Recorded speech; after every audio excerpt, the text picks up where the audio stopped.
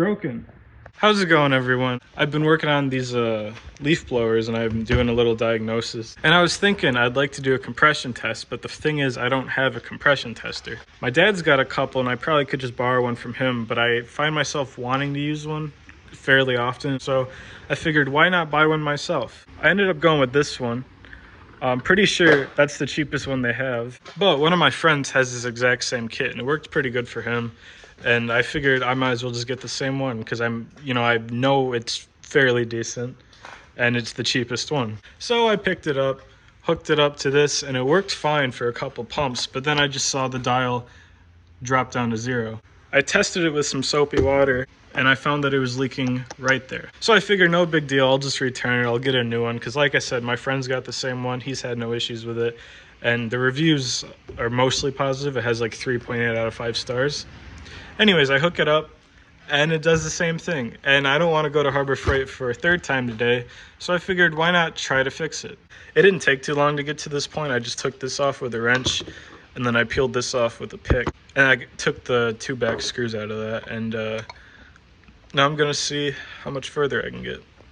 So it almost seems like this part of the case can separate out, but I've been trying to peel at it a little and even twist it off and I can't really get it to move. I got this loose, but I don't really want to yank on it because it's probably connected to stuff in there and I don't really want to break it. Either way, if I can't fix this, I'm returning it anyways, and they don't really inspect them. I don't know if trying to fix it voids the return policy, but when I returned the first one, they were just like, okay, and they gave me a new one. If I do return this, I'm just going to get a more expensive one. I don't know what I'm doing. I didn't do any research.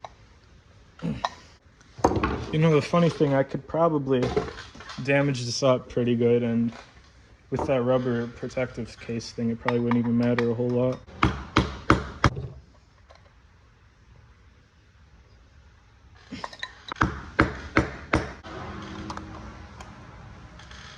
Oh, I thought I felt it move, but it kind of just bent. Now what makes me think that this top piece can come off is, well, because one, it's separate, but there's also these screws on the inside there. And there should be a way to get to those screws. Now this little plastic screen, that can just kind of pop out of place, but I don't know how you'd get it past this lip. I actually accidentally pushed it in a little bit. Seems like if I hammer it in there and pry it up, it should pop off.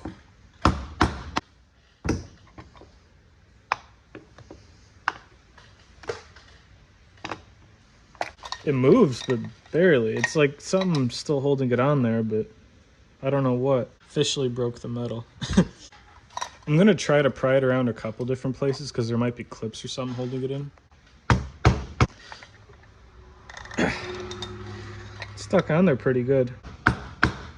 And yes, it has occurred to me, I have no clue how I'm gonna put this back together if I do get it apart.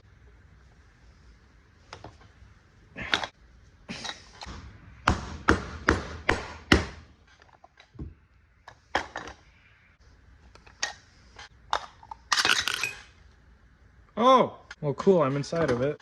There's some broken plastic on the little screen here, but honestly, that's just on the edge. In fact, yeah, you wouldn't even be able to see that. Honestly, I think this was just kind of pressed on there really tight. Oh, wait, there's notches. So maybe I should put it back on there and then bend it back into place. You know, a cliche I hear a lot about Harbor Freight is how it's just cheap garbage, and for some of the stuff it kind of is, but something a lot of people have noticed, including me, is that the past couple years, their quality's really gone up.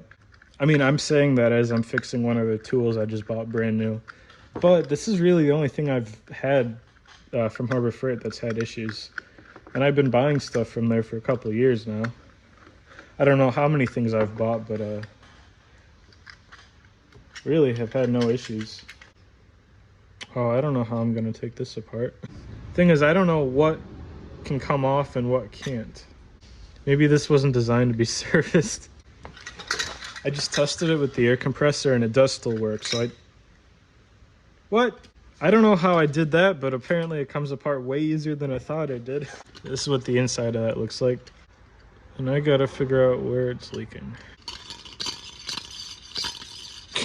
I'm gonna put the face screws back in this and stop it from moving around.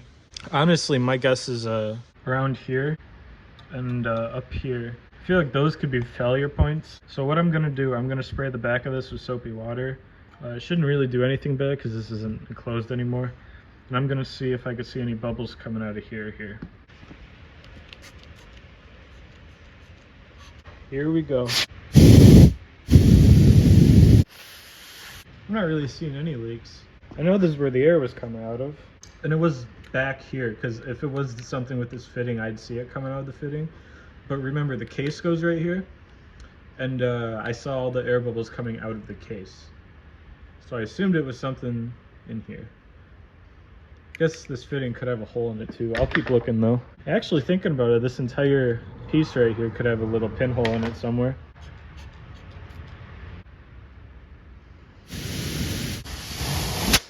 Huh. I'm not really feeling any leaks anywhere, which is weird because there's definitely a leak in there somewhere.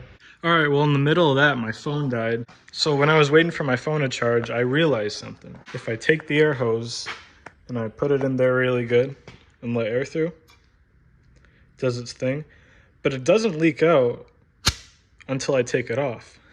So I'm not sure why bubbles were coming past there like there was a leak in there, but that was the issue with the last one, so maybe there was actually a hole in something with the last one I had, but this one seems to be different. My guess is that there's some kind of check valve in there that's supposed to let air in. Wait, that doesn't make sense though.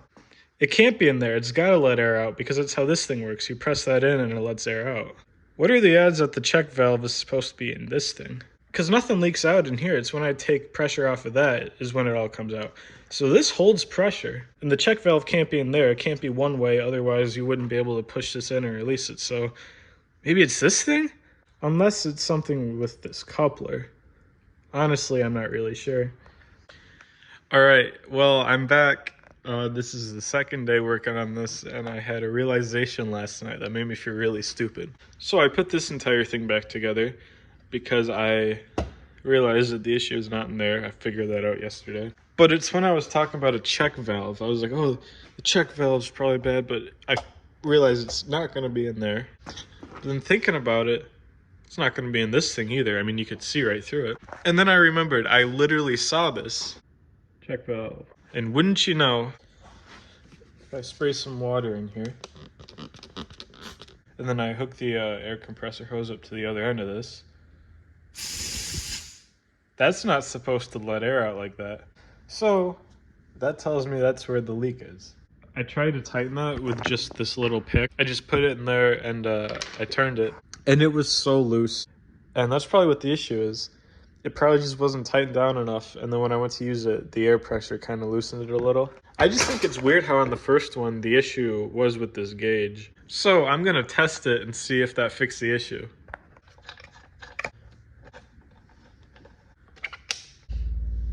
All right, so now I'm gonna pull the pull cord, and the hope is that that can actually hold pressure.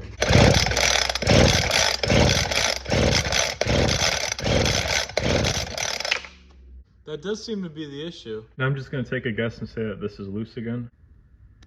Yep, I can move it just with this pick. Well, I guess tomorrow I'm gonna come back here with an actual, probably could just use like a valve stem core tool, which I got one, so I'll just use that with this and get it tightened down, and hopefully it should work.